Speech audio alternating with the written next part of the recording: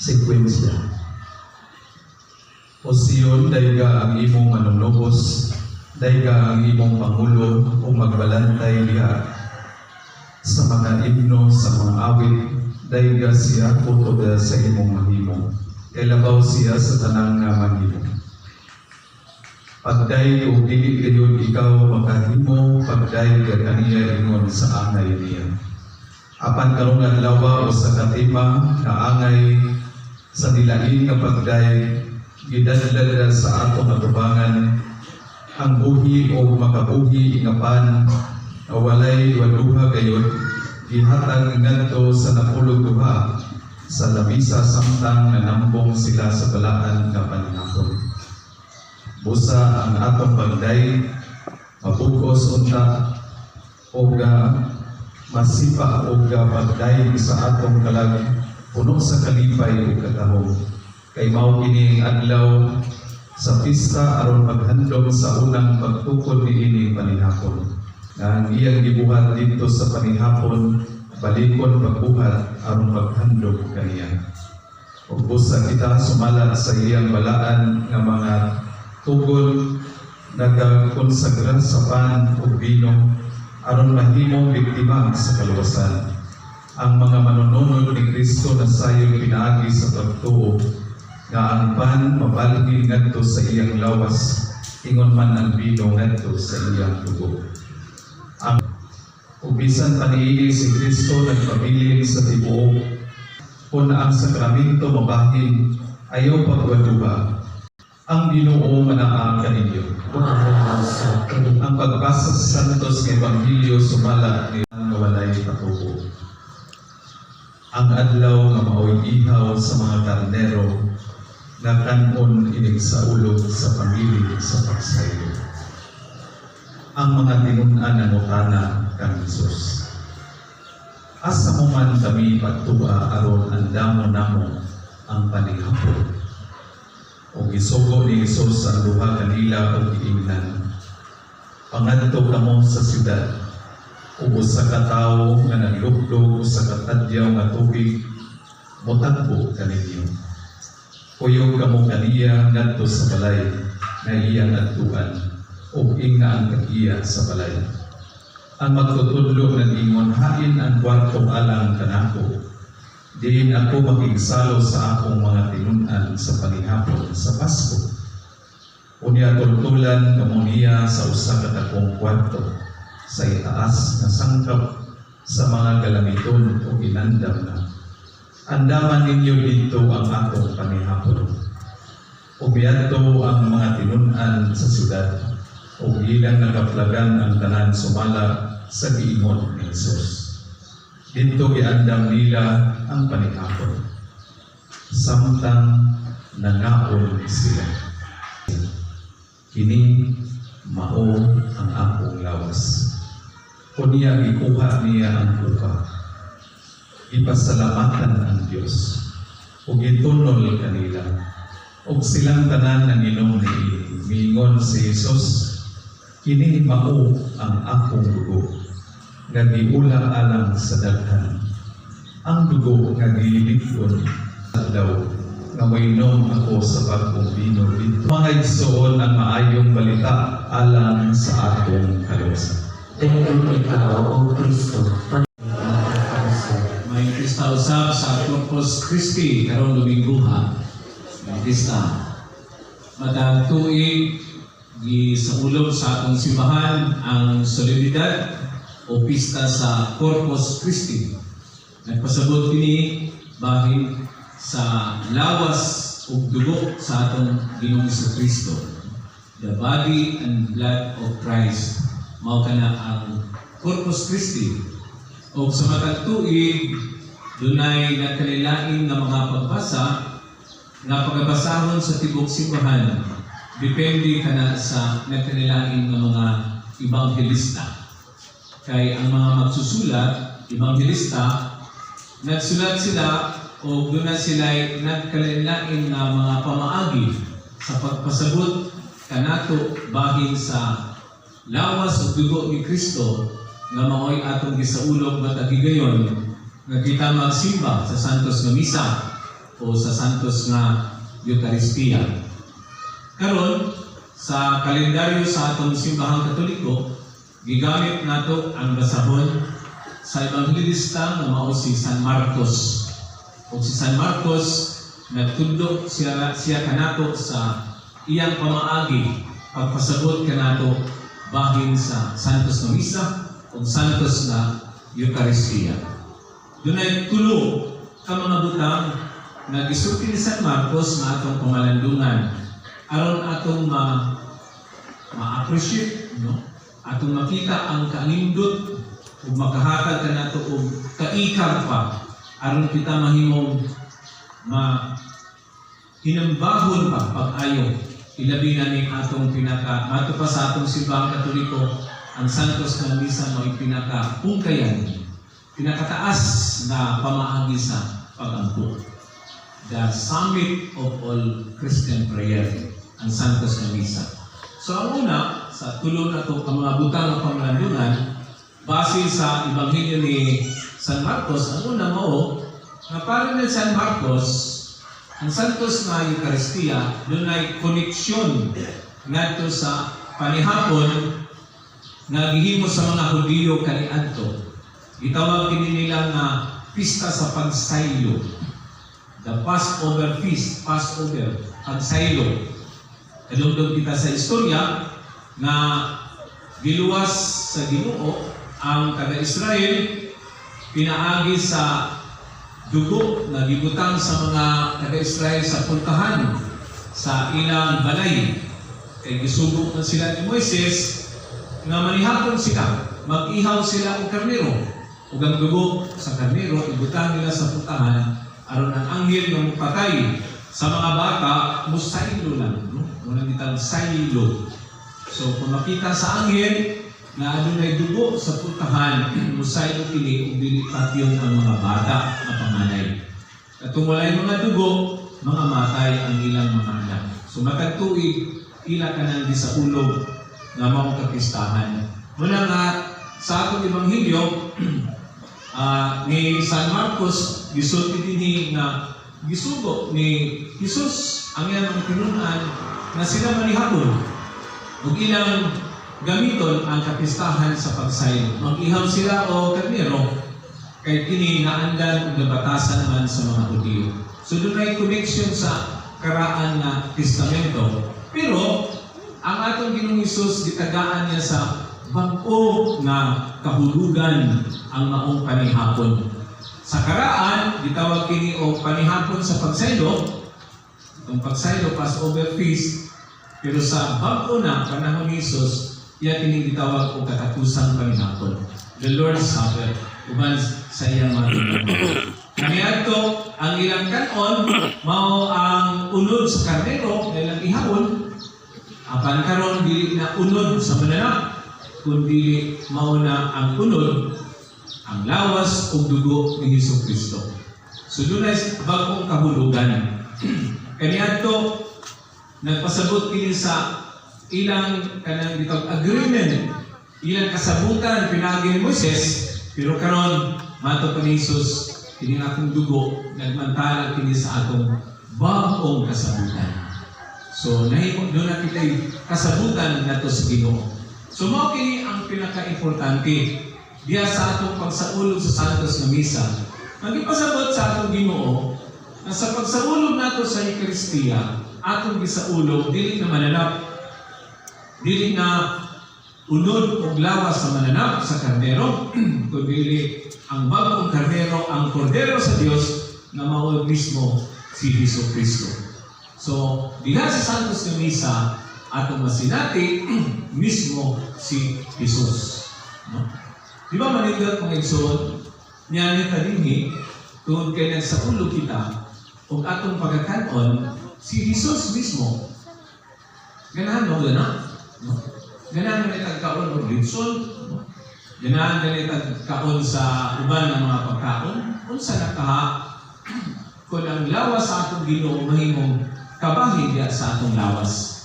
Muna ang Santos na Misa, ang atong gisaulog mismo si Jesus, ang atong Ginoong Jesus.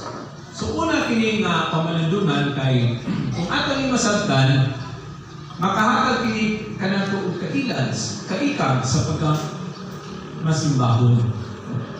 Ano na lang niyo mong bibi? Ngayon sa ulog ng Santos ng Misa, unsa may rason, unsa may atong katuyuan. Tungod ba kay kini obligasyon? Tungod kay Domingo? Of course, part sa atong obligasyon. Pero ang pinakapungkayan, rason, ni Anhita, tungod ni Jesus.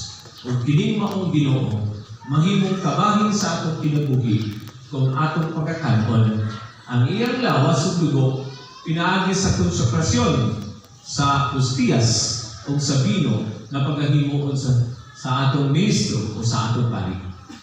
Okay, atong nasabtan. So usa kini ka punto nga makahatag kanato og kaikab. Mahimong ta kitang makimbahon kanunay ngano tungod kay mianhi kita tungod ni Jesus. Gusto nato nga ato siyang pagkakanon aron siya magpuyo sa atong kinabuhi. Ngunit ni San Pablo nga dili na ako mao'y nagpuyo sa akong kagalingon, kundi si Kristo na ang nagpuyo sa akong kagalingon. Naa na si Jesus kanako. Nga naman, kundi sa matang higayon, ako magsimba, ako siyang pagkanon, maminaw sa iyang pulong, o si Jesus nagpuyo na sa akong kinabuhi. So kini ang unang nga punto nga atong pamalandungan kay sa akong gikaingon kung ato ni masabtan, mahimo kitang mahinimbaon. Dili lang kay obligasyon, dili lang kay ganahan ta kay Domingo at buhaton, kundi mao kini ang numero 1 na rason na kita mahimong hinimbahon nini maong sakramento ang gitawag natong Santos ng Misa o Eucharistia. Ikaduha nga punto nga gipasabot ni San Marcos mao nga ang Santos ng Misa mao kini ang paghalad ni Jesus sa iyang kagalingon. Ang Holy Eucharist is Jesus offering of Himself. Ang iyang paghalad sa inatibukan nagyan sa atin.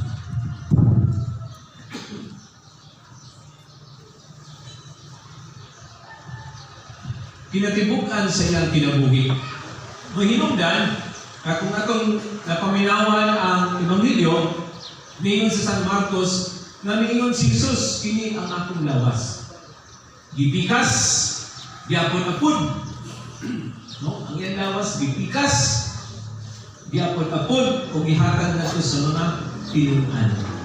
Ang iyang lawas, gipikas, nasakit, namatay, o nagpakamatay dito sa Kalbaryo.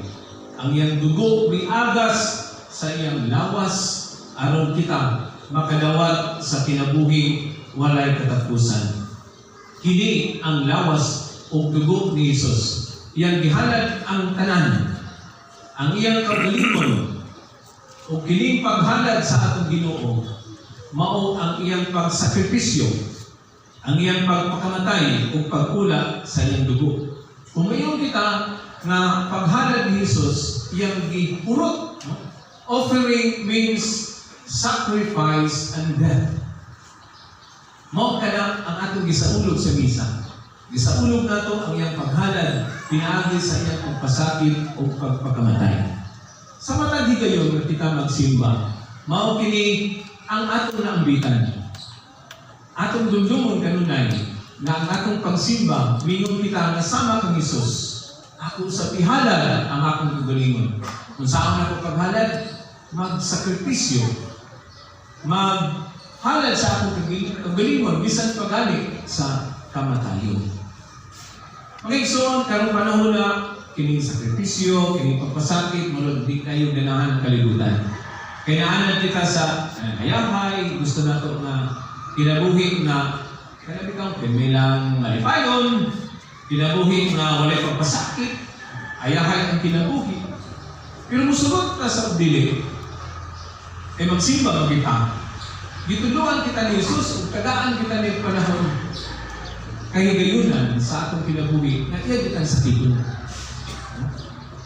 Makasinati kayo kita sa kasakit. Walay Katoliko o Kristiyano sa masakit. Ayaw pag-expect nga pulos kalipay. No? Daghan kasi klase ng kasakit. Walay problema sa panalapi, problema sa relasyon, problema sa panglawas, problema sa mga bata pag-eskwela. Bisan unsa na lang ng mga kasakitan. Musugot kita sa ugdili, ihatag ka na sa Dios, kay kabahin ka na sa atong gitawag og purification. Sa paghidlo sa atong kagalingon. Kung nakasabot kita sa misa, sa matagigayon, nga kita nagsimba, ang Ginoo nagtudlo ka nato, umingon ng atong Ginoo, sama nako, kamo usab, muhalad sa iyong kagalingon. Kung sa inyong panghalad, inyo ka nag-ihalad, pinaagi sa pag-ula sa inyong dugo, pag-sakripisyo, pagpasakit, hangtod na sa kamatayon. Dili na sa iyon, mga igsoon, pero ihatag ka na sa Diyos, kay kabahin ka na sa atong ginabuhi.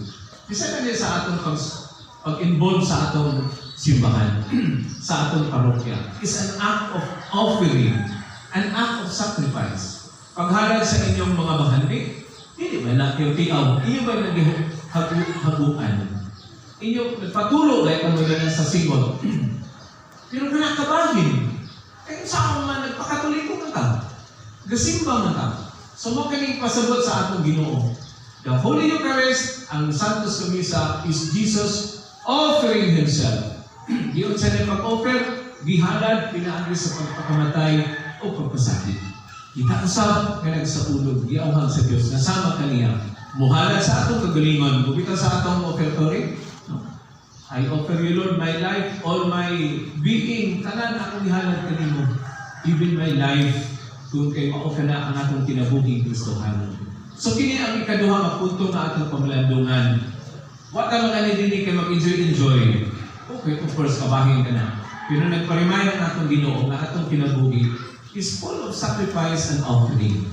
Pero diya sa sacrifice and offering, diya natin masinabi ang tinuod na kalipay. Anong katapusan ng ipasabot ni San Marcos, pinagi sa pagpasabot ka nato sa Santos na Eucharistia. Ang Santos na Misa, nag-invite ka nato na ang atong huna-huna o paggalingon alang sa kaayuhan sa tanan, kaayuhan sa uban. It is an invitation to offer ourselves for the good of others. Di ba mayon na natin Ginoo? Kini mga akong dugo, iula kini alang sa kaluwasan sa tanan. Kung ikaw ang parang mingon, nahalad na o natapos na atong Santos na Misa, dadanin niyo ang gugma o kalinaw ni Kristo dahil sa uban. Because the Mass, the Holy Eucharist, is intended for the good of the community, for the good of the church. Dili ni kay magsimba ta kay, okay na ko, hay na ko karon, kay nakasimba na ko, maluwas na ko dali, makalangit na di ko, kay nakasimba na ko. Of course, part na sa atong kagalingon.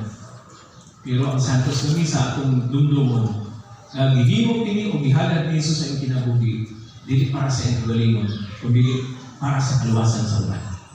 So, atong Santos na Misa, ikulit nato, nag-anghat ka nato sa atong pakiglambigit, sa atong pagtabang sa uban, tungkol kay atong kinabuhi, dili lang para sa Diyos, kundi para usab nato sa uban. So, kini ang tulo ang mga puntong nagsuon, ng atong pamalandungan, pinagi ni San Marcos. Una, nagpanundong siya kanato na ang Santos na Misa, selebrasyon ni Jesus. Ang yan lawas o dugo atong pagkakanon. Makaanghat kita kini kanato. Mamanimba kita. Dili ang matag Domingo, kundi kung doon lang kita panahon matag-adlaw.